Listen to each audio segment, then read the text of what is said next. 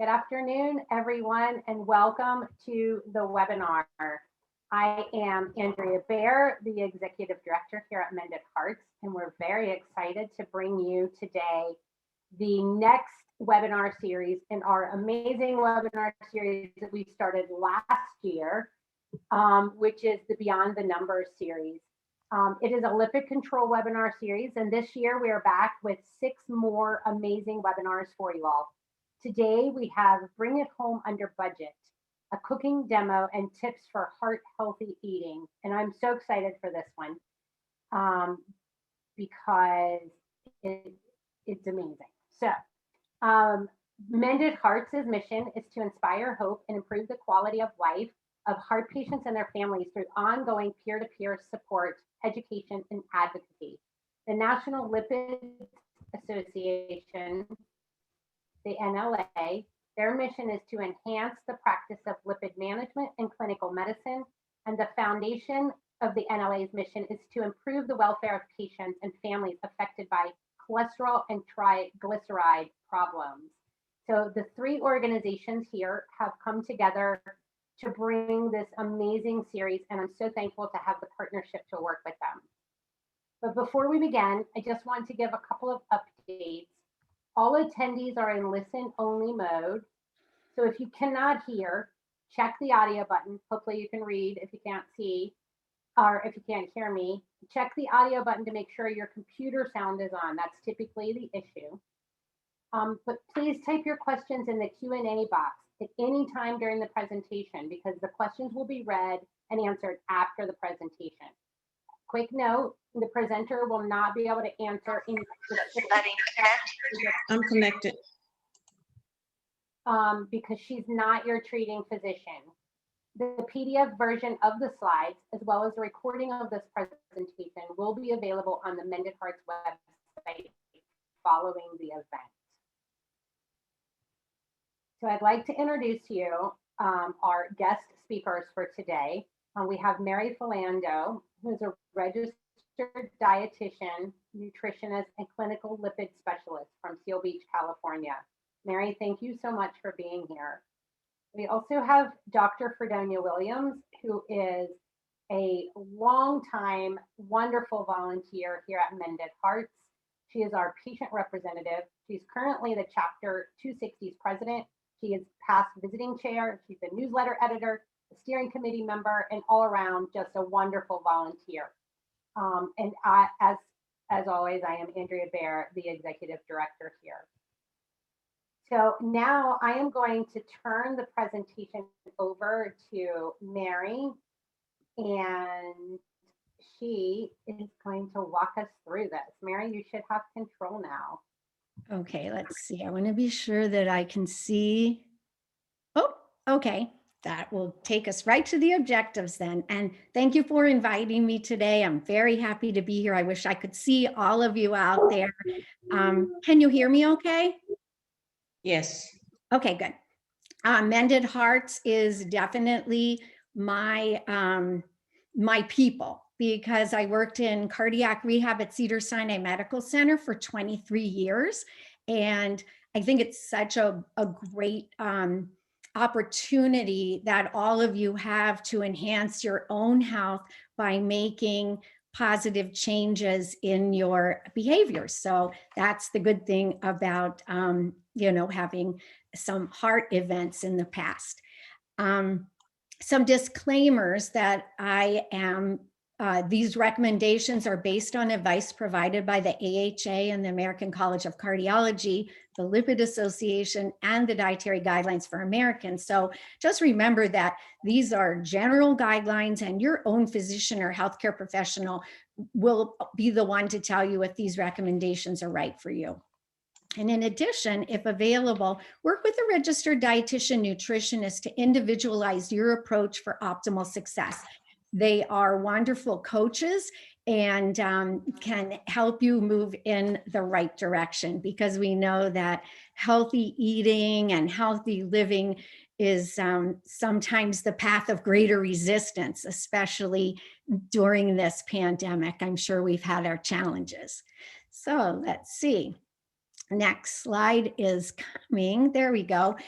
You all have 2 handouts that were provided, Heart Healthy Eating on a Budget. So, you can refer to those. Additionally, 2 dietitians went to Dollar Generals. One was in Pennsylvania area and one in Florida, and put together a heart healthy shopping list. And we'll be doing the cooking demonstration just based on items that I found out here in our Dollar General. So it looks like each Dollar General has a little bit different variety, but they do have their major brand, which is called Clover Valley, which I was very impressed with the prices and the product.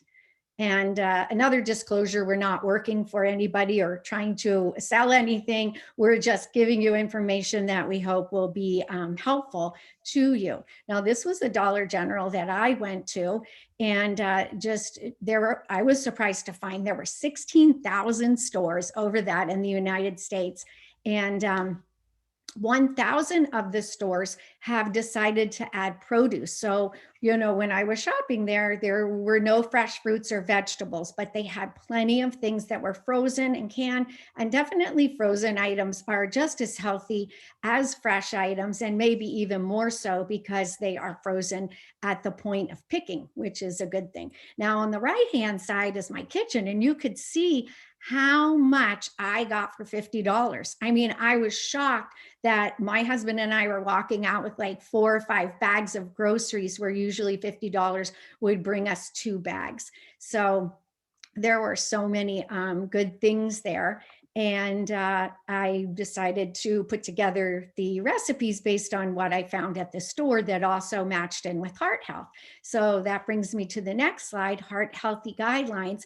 Consume a dietary pattern that emphasizes vegetables, fruit, whole grains, low-fat dairy, poultry, fish, legumes, non-tropical oils, and nuts. So it's all about patterns. These are the Mediterranean eating pattern, the dietary approaches to stop hypertension, or the DASH dietary pattern. We're looking more at patterns that are helpful, and not just individual foods that are good or bad. But this gives us, I think you all know all this stuff, because I'm usually singing to the choir, because you all are here and everybody else I could guess could be out at McDonald's or wherever. Would not be quite as healthy choices. Also, the guidelines call for limited intake of sweet, sugary beverages, red meats, and processed foods. There's even a new study today that said ultra-processed foods increased incidence of cardiovascular disease, which probably nothing new, but the more wholesome, the less processed. Limit saturated fat to less than about 6% of calories, and cholesterol to less than 200 milligrams, and then limit sodium overall to 2,300, and optimal for high blood pressure, and some other individuals might be 1,500. So this is where you want to check with your healthcare provider. Now, 2020 was a bad year, but it was a great year for the nutrition label, because we really have some good information that will be able to help people. And by the year 2020 was when all the manufacturers had to update their labels and have this new information. So first you see that the serving size is 2/3 of a cup, more realistic, let's say, than the half a cup.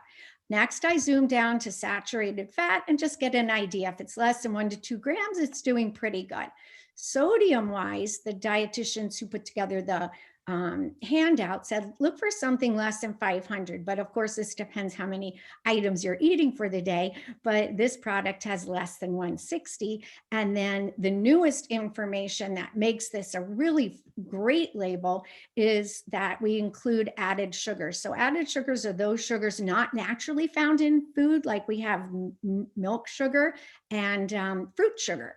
Those are naturally in food, but these are added sugars. So that's a great way to go, is to double check the added sugars. If it has less than 7 grams, it's pretty good. 4 grams is about a teaspoon of sugar, and we're all in different places. We're just trying to be a little bit better than maybe we were last month. the other good news that happened in 2018, but really came to fruition in 2020, was that manufacturers had to take all the trans fat out of their food. So in 2018, the FDA said, these hydrogenated, partially hydrogenated oils are very bad. They're not even generally recognized as safe anymore. Manufacturers had 2 years to get rid of them, and now 2020, all gone. So we don't need to look through the ingredient list to take a look for these partially hydrogenated fats, because you just won't find them anymore. So that is definitely good news for people trying to eat healthier. So let's pick a healthy, low-cost cracker. Now, this is a view of the cracker department at Dollar General, and we got lots of choices here. And we would also do kind of the same thing for looking for a whole wheat bread or a good, healthy bread product. So the way that I do it when I look for a grain food is to look first at the ingredient list. This is when we want to find out, and you just need to look at the first 1 or 2 items, because we're looking for whole grain wheat, 100% whole wheat. We want whole grain to be the first ingredient. This is important because we would like half our grains to be whole. So we can eat some, white pasta or refined flour things, but for the most part, we look for the whole grains. So that's good. And the next thing we would look at, I go up to see how many crackers is a serving and how many am I eating. I look at the saturated fat, that's way low. The sodium 160, that's pretty low for a cracker. Piece of bread runs you about 200. And then the added sugars here are none. So here's 2 products, Triscuit and the woven wheats, that are in the ballpark for what we're looking for. Now, if we go here and look just right here where you can hardly see it, is the unit pricing. So here's 33 cents a serving. An ounce.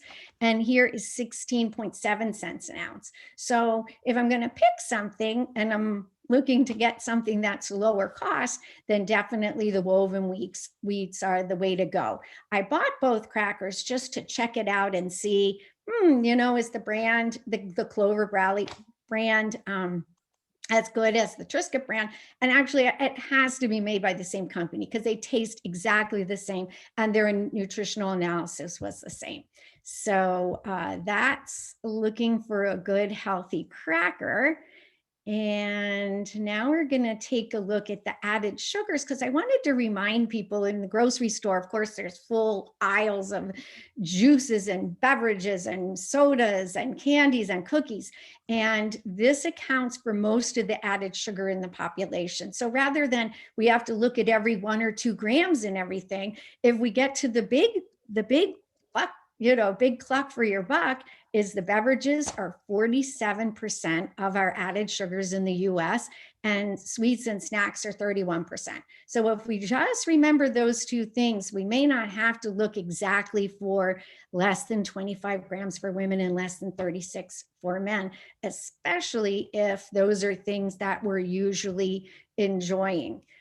Here's the beverage section at Dollar General, and I would try to skip the aisle if you can, or get the lower sugar. They have some Weiler's lemonade that had lower sugar. And in general, shop the perimeter of the store for essentials, because that's where you'll find most of the healthy items and the needed items. These are the extras that are right there at the eye level. And the healthiest foods are also found on the high and the low shelves. Now, I will tell you that while I was taking all these pictures, my husband was over there looking at how cheap the bag of mini Butterfingers was. And so he was not following the rules of trying to stay away from the extras aisles that can really get you. Okay, let's take a look at the top 8 tips for bringing it home under budget. So plan weekly meals and make a list from that menu. Be sure to note items that already are in your pantry or refrigerator. Use them up to prevent waste, because how much of what we buy ends up in the trash can. Check weekly circulars and coupons, including digital coupons, when planning meals. The digital ones are great because they're right on your phone and you can have them, especially if you're a loyalty member, it automatically will include those items. Stock up when things are on sale, but again, keep track of your inventory.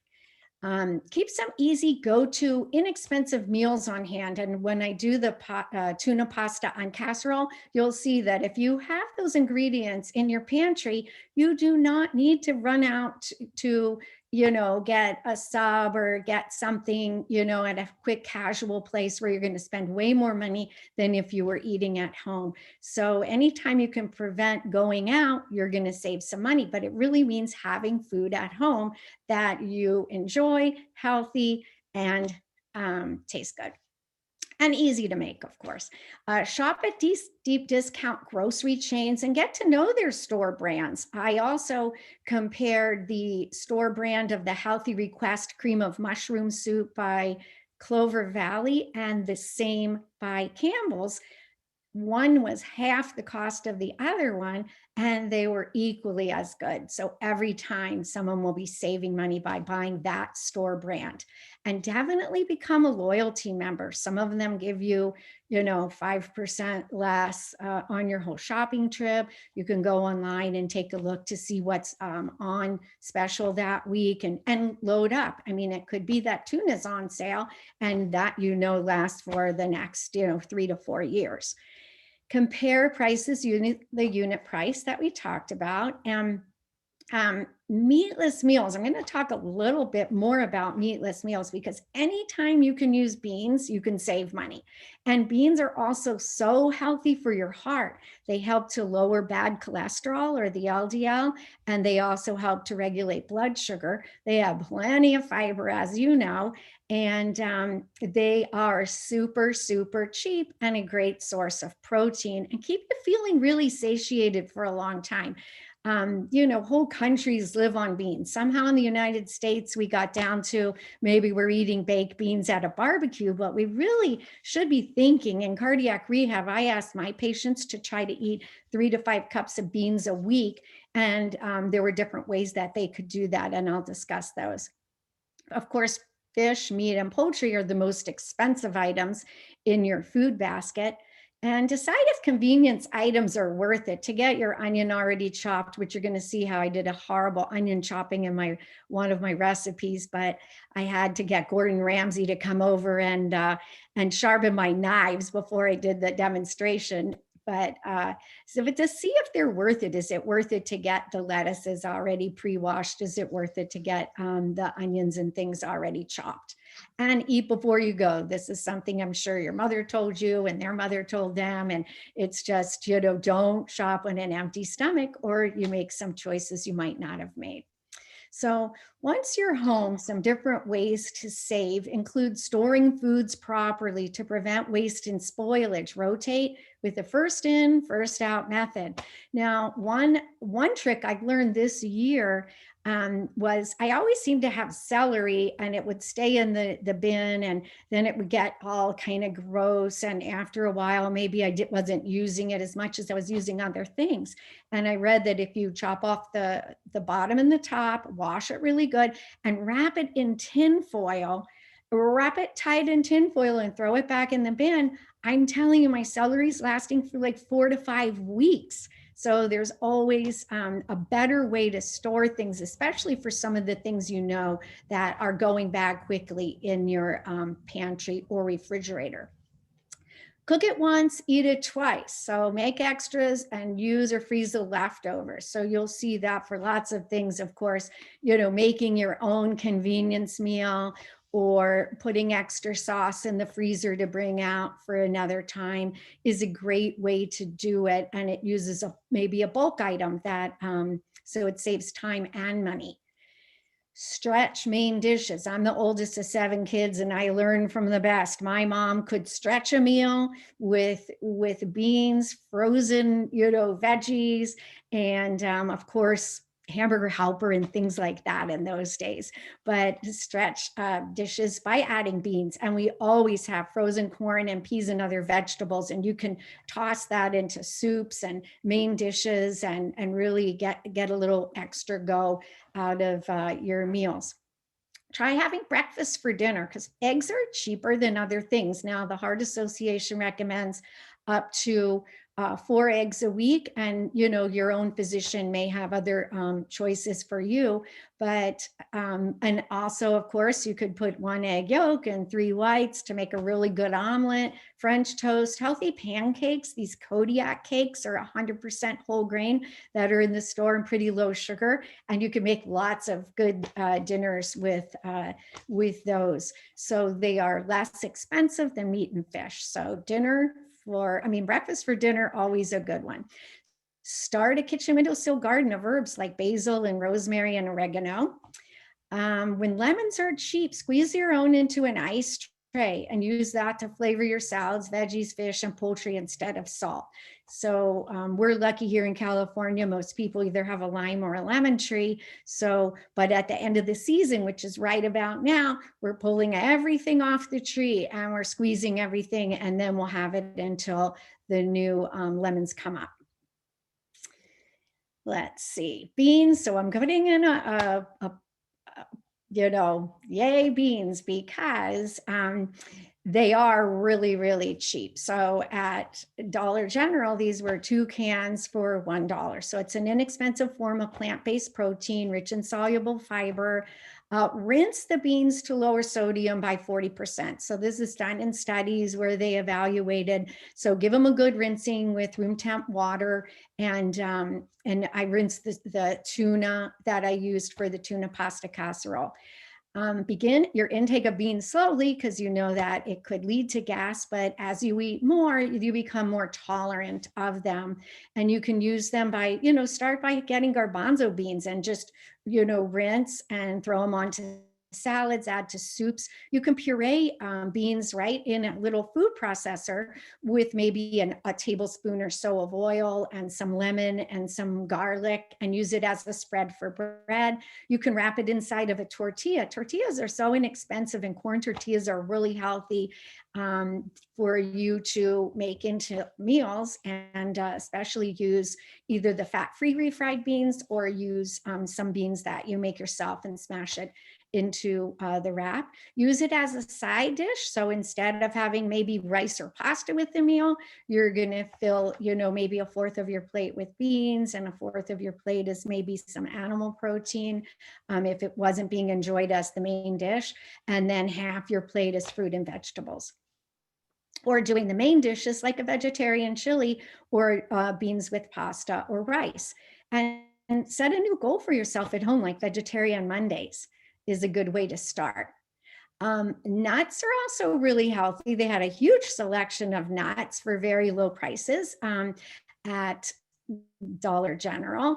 And nuts you always think of as really salty, but look at these nuts, are 95 milligrams of sodium. So you don't even have to get unsalted nuts if you don't want to, because 95 can fit in pretty good and is a great snack or in addition to the meal. I included a little chart that shows you what 1 serving of nuts is for the different kinds of nuts, because it really is per ounce. And of course, nuts are different sizes. And I think if you get pistachio nuts and you want to slow yourself down, you're peeling them and then eating them, you can have about 45 pistachio nuts for a serving. So that's good for heart health. Budget-friendly meal ideas, just using foods at Dollar General, lots of things for breakfast, a toasted oat cereal, non-fat, or 1% milk, raisins. You could get whole grain toast with natural peanut butter, a non-fat or low-fat yogurt with canned no fruit and no sugar added canned fruit. Lunches, you can do deli, but just watch the salt on that, on whole wheat bread or some refried beans with salsa, on a tortilla, a healthy soup. There are lots of healthy soups out there. Making your own is the best way to go, because that's the cheapest. With whole grain crackers or an omelet with frozen veggies, beans and rice for dinner. We already talked about some of these things. I did notice that there were frozen chicken breasts at Dollar General that you could, make a good meal with, an oven fried chicken with a whole wheat panko crust on it. There was also canned salmon, so you could make salmon patties pretty easy. And then snacks like a handful of nuts or some dried fruit. Instead of getting the Butterfingers, I got a bag of prunes because I was a little bit hungry while I was shopping, and the prunes were really so sweet and good. And 3 prunes is about the same as eating a piece of fruit, and also has lots of good fiber in it. Whole grain crackers, yogurt, no sugar added canned fruit, or a mozzarella cheese stick. So those are some ideas of budget-friendly meal ideas. And that is it for the lecture part. And now we'll go into my kitchen and show you a little bit with the cooking demonstration. But I did want to say that I calculated the food cost for the pasta fagioli, which is the first recipe, and that was 66 cents a serving. So you cannot go to McDonald's for less than that. I'm not picking on McDonald's, and I worked there in high school, and they're very clean, but it is still not as easy to get the best stuff there. Everyday things. It's a special occasion. And then the tuna pasta on casserole was a little more expensive because I had to use the tuna, and they had 3 5-ounce cans for $4.35. So a serving of the tuna was $1.75 for the serving. So we'll go on with the cooking demonstration. Great. Thank you so much, Mary. That was great. And lots of wonderful information.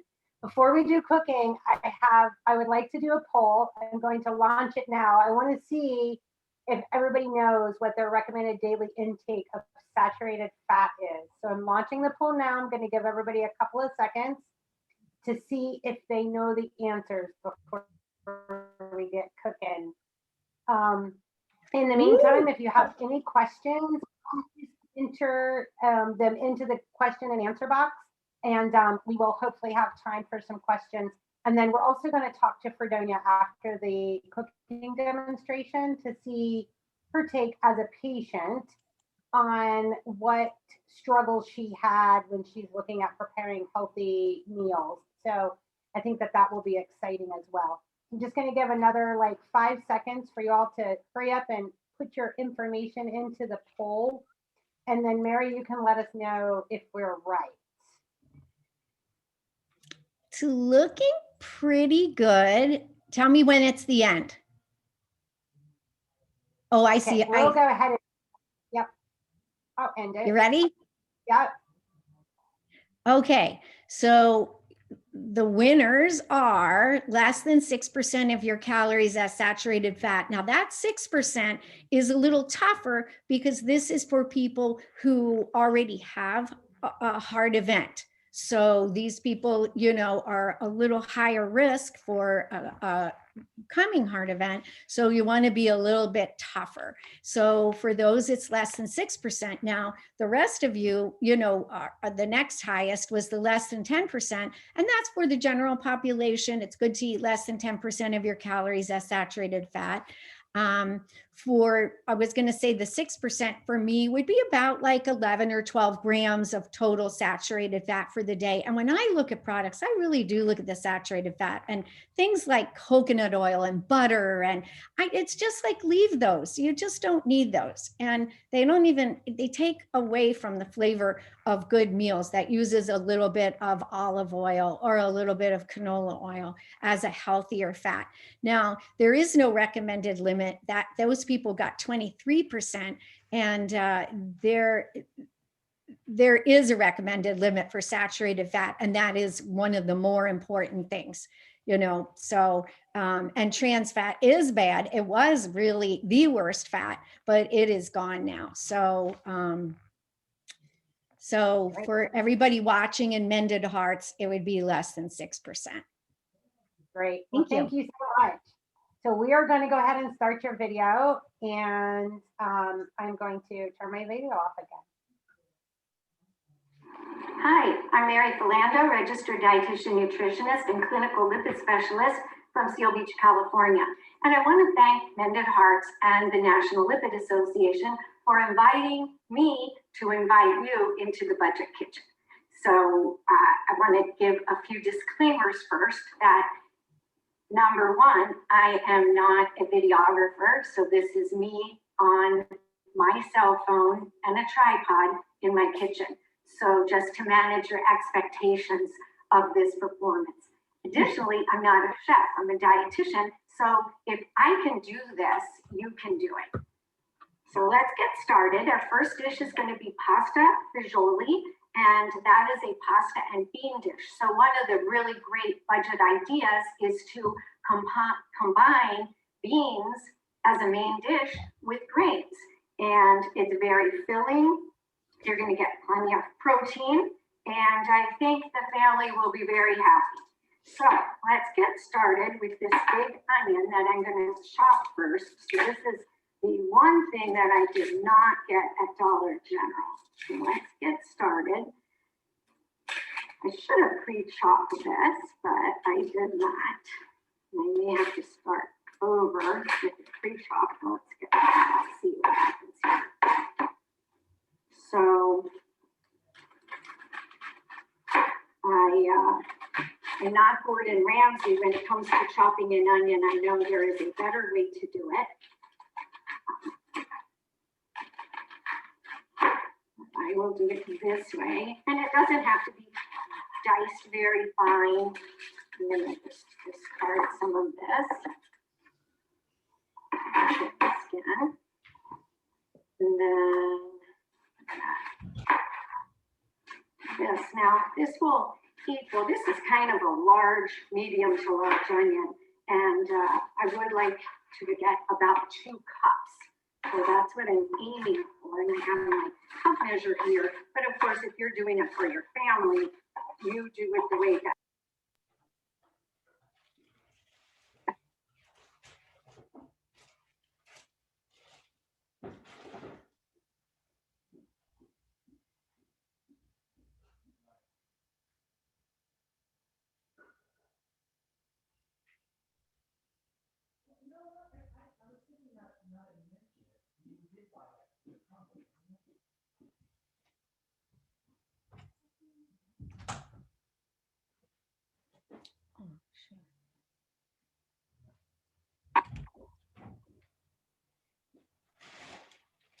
So let's see, I'm gonna use a stock pot, but one that I can saute in because I don't want to wash 2 dishes because I have no sous chef or dishwasher. And I am going to use a tablespoon of olive oil, but you can use any oil that you have at home that is an unsaturated oil, like canola oil, corn oil. Now for olive oil, I just will be careful not to set it at too high of a saute temperature because I don't want to burn it because it has a little bit lower of a smoke point. So let's see. Go ahead and put 1 there. 2 cups of onion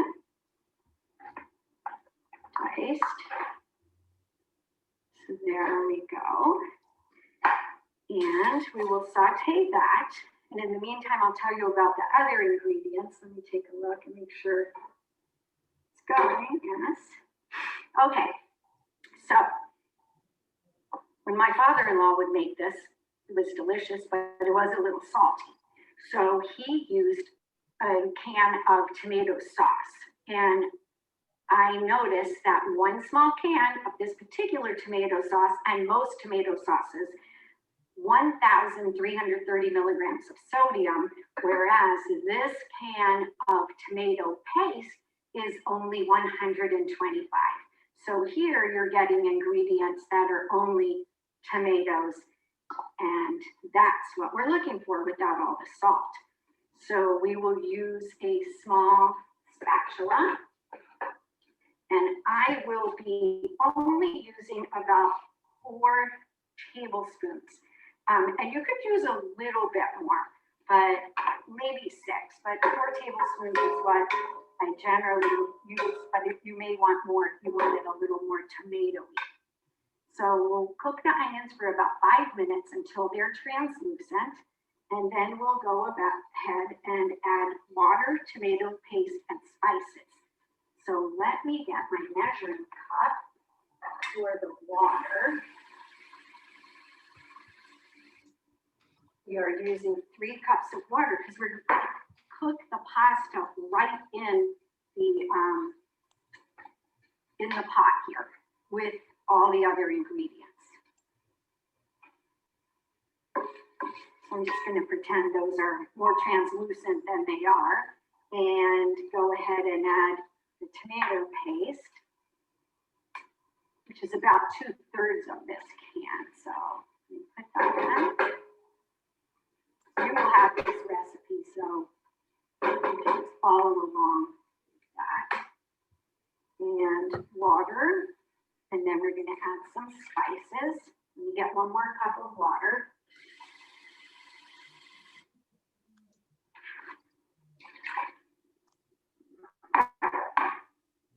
I am going to bring that on high heat. I'm going to add my spices. So we have a 1/2 teaspoon of garlic powder, of course not garlic, salt. Which is kind of chunky. Let's see if I can get that out of there. Yeah, there we go. 1/2 teaspoon of garlic powder, and then 1/2 teaspoon of oregano. I noticed at Dollar General they have a fantastic assortment of spices, all so much cheaper than the regular store. Okay, now when it comes to the pinto beans, I had a little bit of a problem because the pinto beans at Dollar General, their brand, Clover Valley, was pretty high in sodium, 300 milligrams. So I did use 2 cans of these beans, but I'm going to show you an alternate because I did rinse them. So when I'm finished, they would be 180 instead of 300. And you use 2 cans of the beans. But what I also did was make fresh pinto beans from this Smart and Simple brand that they have. And these pinto beans will equal about 6 cups. And they're really easy. The directions are right on the package. So if you haven't made fresh beans before, I mean, this whole package was $1, and I'm going to end up with 6 cups of beans. These were 2 for $1, which is a pretty good price too when you think it's a good protein source. It's a good source of fiber, and it has the kind of fiber that helps lower cholesterol, which is the best thing. So let's go ahead and our water starts to boil.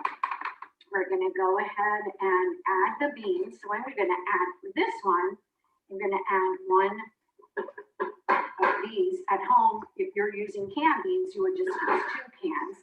But I'm going to scoop up about a cup of these beans, which is approximately what's in a can.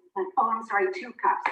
2 cups of these beans, which have absolutely no sodium. And I just, soaked them overnight, put the water out, put new water in, put them on high, brought it to a little bit of a boil. Then I simmered it for about 2 hours.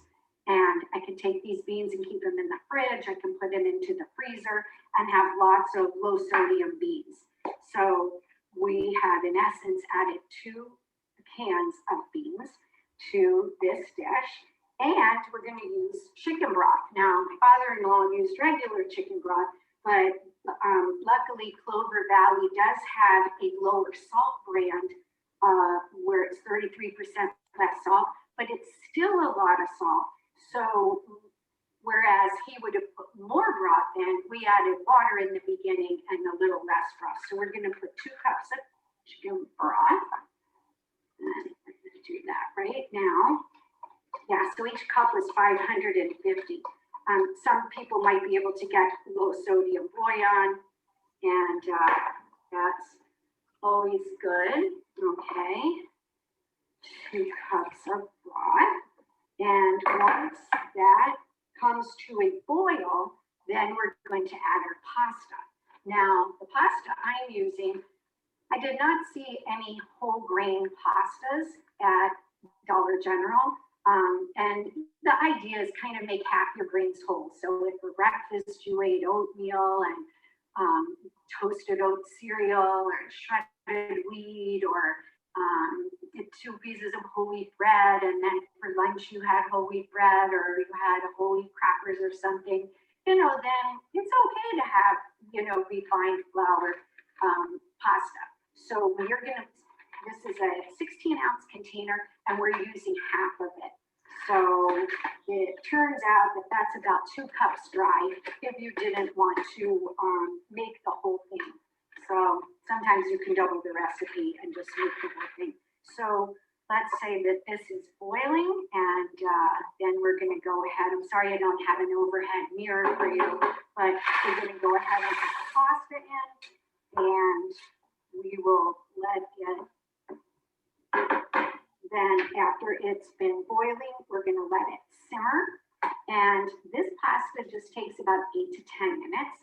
So just check your own pasta that you would use and see how much it needs to cook, because that's about how long it'll take for your meal to be ready. So that is the pasta fagioli recipe.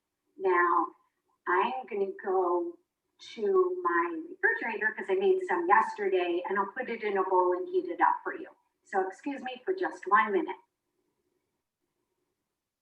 Hi, I'm back from heating up the pasta I made yesterday, but I see my pasta for today is already done. And I wanted to explain that sometimes I call this pasta fagioli because my husband's family is Croatian, and that's the way they say it, but also maybe Italian families would call it pasta fagioli. So it's whichever you prefer. So anyway, this is 1 1/4 cups as a serving. So you see that's a pretty good size serving. I added 1 teaspoon of Parmesan cheese, which just adds a half a gram of saturated fat and about 40 milligrams of sodium. So it's a nice touch. And I usually, for measuring things in my kitchen, I use a healthy scoop. This is a 1/2 cup measure. So I got it on Amazon, and if you search for Healthy Steps portion control, it costs $7.50. So it's a nice addition to your kitchen. And thank you very much. And I hope that helped you bring it home under budget. Take care. Hi, and now I'm back with another recipe, and it is a tuna pasta casserole. And this comes from my mom feeding 7 kids. And every Friday night, it seemed like it was some kind of tuna. And maybe once a month, we had tuna pasta casserole that she put in the oven, made with cream and butter and all kinds of things. But since then, I have totally slimmed it down, and it is now very low in saturated fat, low in cholesterol, and moderately low in sodium. And the good thing about it is it's very easy, and it's completely made with ingredients I got at Dollar General. So let's get going with this recipe. Now, the first thing we're going to do is have a microwave safe bowl, because we're going to microwave it. We might, if you felt like you wanted to, you could always put it in a casserole dish and spray it with a little bit of nonstick spray and bake it. But I usually just microwave it, and it's pretty much done in 15 minutes. So we are going to combine mushroom soup, and luckily Dollar General had both the one that I usually use, which is the Healthy Request cream of mushroom soup, but they also had their own brand of Clover Valley, which had exactly the same ingredients. And this is so easy to keep in your pantry. All these ingredients really are. It's a great meal to make when you don't know what you want, and you have to use ingredients that you have in the house, because you don't want to go out and go shopping, and you're definitely not going to be sitting in line and waiting for fast food and not finding too many choices there either for heart health. So we're combining the mushroom soup and the milk, which this is non-fat milk, and I have a 1/2 cup of it. So I'm just going to mix that together, and then I'm going to add my tuna. And there were 3 cans of tuna at Dollar General that were sold in a set for $4.50, which was a really good price for all this protein. And I have already rinsed it because it does tend to be higher in sodium. So this is all rinsed, and it's the white albacore tuna. So I'm just going to add the tuna in.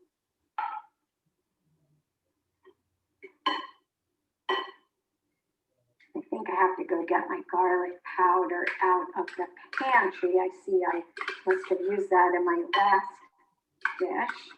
So again, all of these tunas are rinsed. And here they are. Ooh, this one looks really good. Okay, lots of tuna. This will serve 4 people. So we're having a nice, good amount of tuna. And I'm going to put half a teaspoon of garlic powder, white or black pepper to taste. There's your half a teaspoon. I am going to use a 2/3 of a cup of peas. And these are peas that are easy to find at Dollar General in the freezer section. They have lots of the bird's eye frozen vegetables because the more vegetables you can fit in a meal, the better. So we have 2/3 of a cup of peas. And let's see what else. Our sliced mushrooms. So I also rinse these because these could tend to be salty at $2.50 a serving, but I have reduced that by about 40%. So there's the mushrooms. Now, I did not notice my Dollar General did not sell diced tomatoes. Diced pimentos. If I did have diced pimentos, I would put them into this dish because it is nice for color. But if you're only shopping at Dollar General, they do not have the pimentos that I have seen. They are increasing their variety, and they have a really good website so you can see what products they have. And you can also compare labels of things, for nutritional analysis online before you go to the store, which is really nice. So here is my tuna pasta on casserole that doesn't have the pasta in yet. Now, you can use any kind of pasta you like. I am using half a package of the wide egg noodles because that's what my mom used to use. But at home here, I would use small shells. I could use the other part of that macaroni if I wanted to. So this is a 12-ounce package, and it equals 3 cups of dry pasta, and this equals 3 cups of cooked pasta too, because the pasta the air is gone from the noodles. So I am putting in 3 cups of cooked pasta into this. You can see it's coming together already. Move things out of the way. It already looks like a tuna noodle casserole. You could use fresh ground pepper if you wanted to. So there you see it, and I would just cover it and microwave on high for about 4 minutes. So look how quickly we got this meal going. Now, for serving, it's 1/4 of this is the serving size, so it's a nice hearty serving. And I could also use a little bit of Parmesan cheese on the top of this to serve it. Or I noticed that Dollar General had these French's crispy fried onions, which I know everybody loves as a topping. And the analysis really wasn't too bad, especially for this one. We have a little bit more room for some extras if you felt that you wanted it. So 2 full tablespoons, which you may not even need a tablespoon, is 1.5 saturated fat. But this whole dish, serving is only a half a gram of saturated fat. So you definitely have some room to add a tiny bit of saturated fat, and it's 60 milligrams of sodium. So if you felt like you wanted some crispy noodles on top, then by all means, that's a nice choice. And you can use the Healthy Steps portion ladle to serve up a nice portion. And that's it for the tuna noodle casserole. So I hope I helped you bring it home under budget. And thank you so much for having me and joining me in my kitchen. Thanks. That was great. Thank you so much. Hi, I'm Mary Felando. Woo! Sorry about that. That was a great presentation. So now what I'd like to do is bring Fredonia on camera, because I know she's hiding here in the background, to get her intake from a patient's perspective, how easy it would be to shop that way, maybe some of her struggles when it came to reading labels or eating like she knows she needs to eat. And then we'll do just a few questions. So Fredonia, are you here with us? I'm here. Hi. You can share your screen if you'd like, or share your camera if you'd like. There you go. Okay. Thank you. Well, thanks, Mary, for that great presentation. I will say that I really wasn't aware of all the goodies that Dollar General store had until COVID. And because it's much smaller and early in the morning, there are fewer people there. So I started patronizing them, and I have been really impressed. So I recognize all of the clover leaf items that you had in your kitchen. I wish I'd known about this 13 years ago when I was first diagnosed with congestive heart failure. But I am Fredonia Williams from Huntsville, Alabama. And I think probably the biggest challenge to me when I was diagnosed with heart failure was you got to change your eating habits, which I thought I had pretty good eating habits. I didn't see anything wrong with it. I didn't do fried foods. I wasn't a big component of sodium. I did like fast foods. I was a high school principal, and so it was busy days. So I ate between faculty meetings and ball games. And so when I was diagnosed in 2008 after my open heart surgery with the heart failure, that I would have to change some things. And I think probably the most difficult part of the change, other than medication, was the food preparation. And I can thank cardiac rehab because one of the days in cardiac rehab was dedicated to reading labels, which I had never done before. And so in reading labels, I was aware of how much sodium was in a can of tomato soup. And that was my favorite snack, a cheese sandwich and tomato soup. So Mary, you could guess how much sodium I was consuming in just a snack.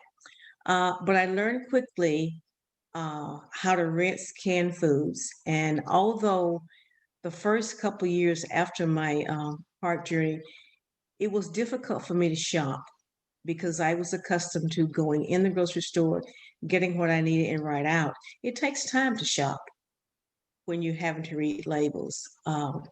But over a period of time, it's gotten better. I know where I'm going and I know what to look for. And the funny things with just a candy bar, you look at it, it says a serving is half of it. Well, if you want a Snicker, you want the whole bar. So you look at the calorie content, you think that's great, and then you realize, oh, that was only half of that candy bar. And so the takeaway from your presentation today is most importantly is that we have to read labels if we're going to improve our eating habits. I'm a Kroger's person. I'm like you, Mary. I don't have any stock in Dollar General, nor do I have stock in Kroger's. Yet I'm there a lot because they were doing curbside pickup. But when I was in Kroger's, I found myself reading the label on the back of fresh meats. And when I discovered that raw chicken had so much sodium, I couldn't believe that. And then I was told that it's because they're trying to preserve it. And so even fresh foods, for those of you who say, "Oh, I'm buying raw chicken and I'm baking chicken breast." Well, there's also a great amount of sodium already in that piece of raw chicken breast before you even start adding anything. I was never one who sat down to a meal and grabbed a salt shaker. It just blows my mind to see people do that before they even taste their food. So I had to learn to mix seasonings because I'm on a low sodium diet, 1,500 milligrams a day. And that's almost a bag of my favorite Cheetos, you know. But I've learned to adjust and change my eating habits over the years. And so your suggestions, I have some new ones. I really had not watched the sodium that closely in tomato paste versus tomato sauce. And I was only buying tomato paste because I thought it was a little bit sweeter. And so while you were cooking it, I got up to go to my pantry and to grab 2 cans of Hunt's to look at it. And I thought, oh my goodness, even though I've been reading labels, I've always liked tomato sauce, but now I'll be using tomato paste as opposed to tomato sauce. So you really have provided some great information for those of us who struggle with trying to stay within our daily sodium content. And you didn't mention anything about fast food, about restaurants, but the same principles apply when we're going out to eat. For those of us who are watching our diets, the same principles as would apply. Restaurant servings now are usually servings for two in most cases. And so we just have to learn to eat half of it and not consume the whole meal. So are there any questions from anyone about how I was getting through the first couple of years of having to adjust with eating? Yeah, that's great. Thank you, Fredonia. It is amazing when you start reading labels what you find. So I think we're going to take the last few minutes to get some questions and answers. I know there are a lot, and I appreciate it. Mandy is with us, and she is going to ask the questions, and then you all can decide who would be best to answer it. Okay, thanks, Andrea. Why does the NLA continue to recommend limiting cholesterol intake to less than 200 milligrams daily, despite this recommendation being removed from the dietary guidelines? So the dietary guidelines are based on recommendations for all healthy Americans. So it includes everybody from 2 years up, but the NLA guidelines are secondary prevention versus primary prevention. And it means being a little bit stricter. And I'm telling you, we could fight about eggs and cholesterol forever, but there are people that hyperabsorb cholesterol. We don't know who those people are. If you're currently eating, tons of cholesterol and your LDL is less than 70 or whatever your doctor wants it to be, if it's that goal, do what you're doing. But if you're somebody who's struggling to get your LDL within the guidelines, then, looking at the cholesterol that's in animal flesh, the cholesterol that's in egg yolks, it does count. And so the guidelines that I looked at for my recommendations were based on those two references that you had. And the current recommendation for secondary prevention is to still take it easy with the cholesterol. We know it isn't as important as saturated fat, and it was never as important as trans fat, but it does have an impact for a lot of people. Great, thank you, Mary. The next question, how much total fat per day is heart healthy?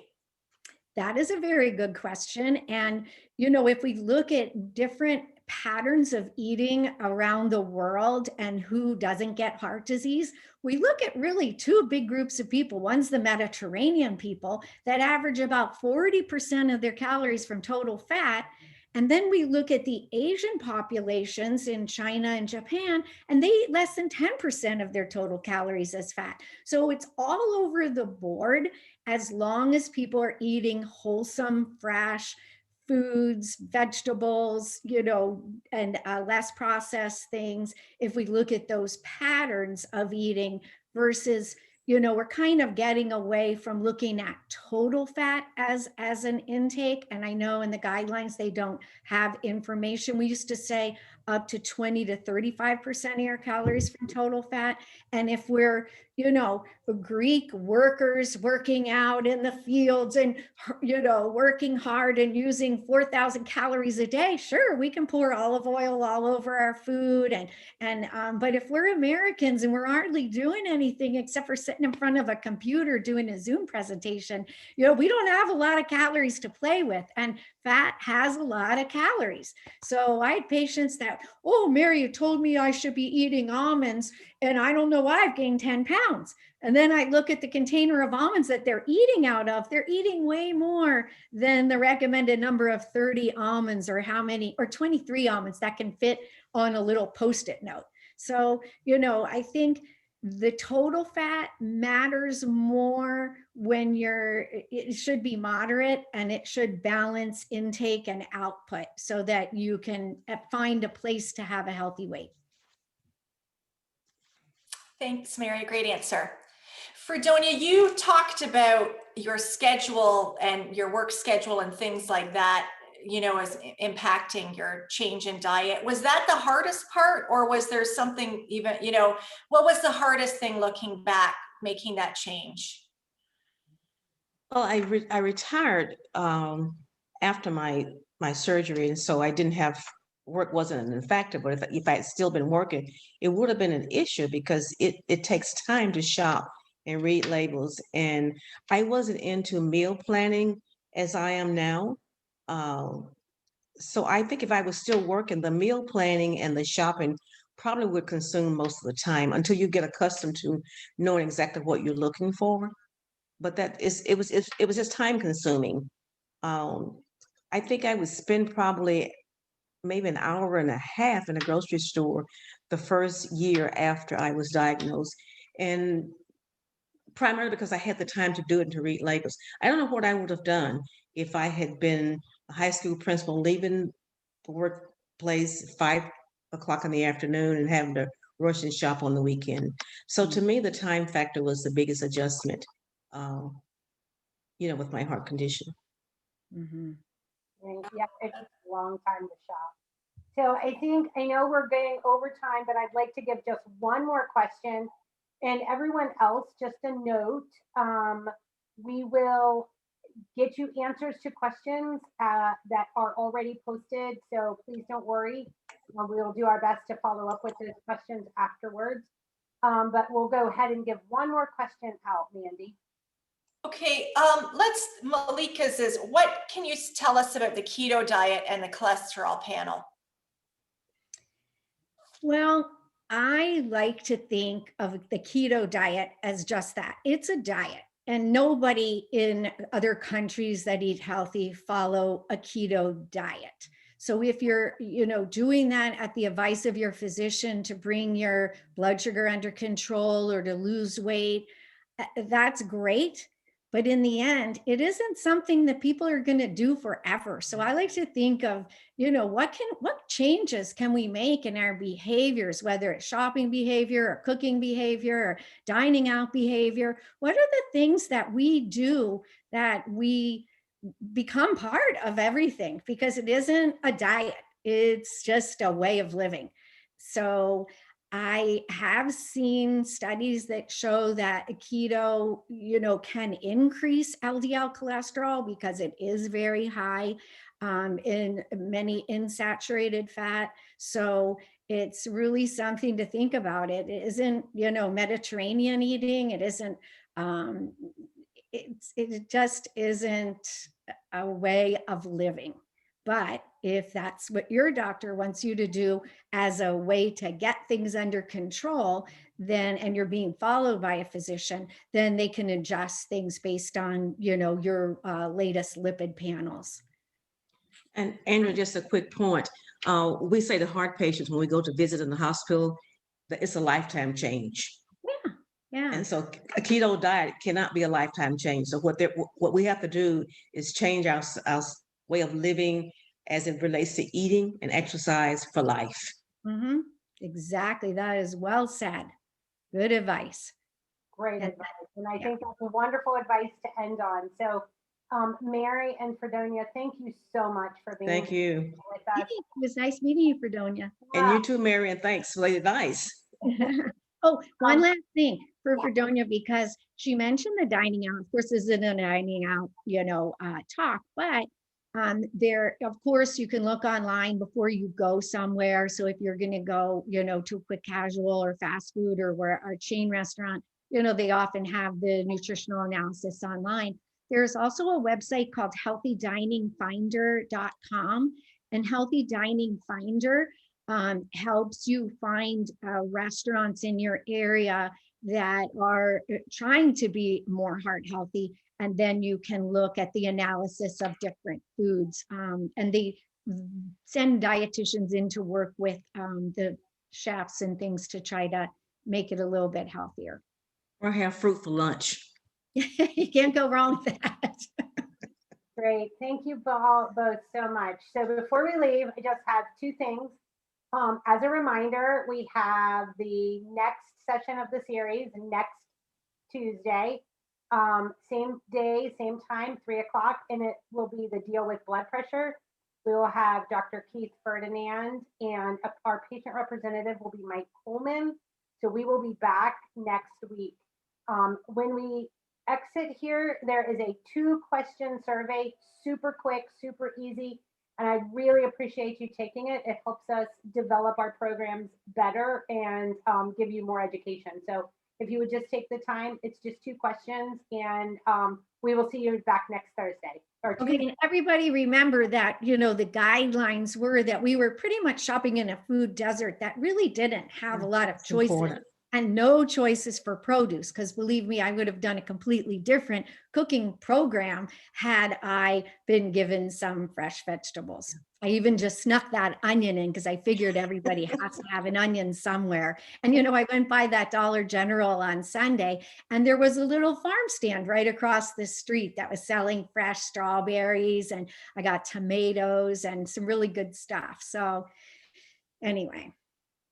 Well, thank So you. Thank we you would both so have much. more Thank protein. you. Okay, everybody Have a take good care. day. Bye-bye.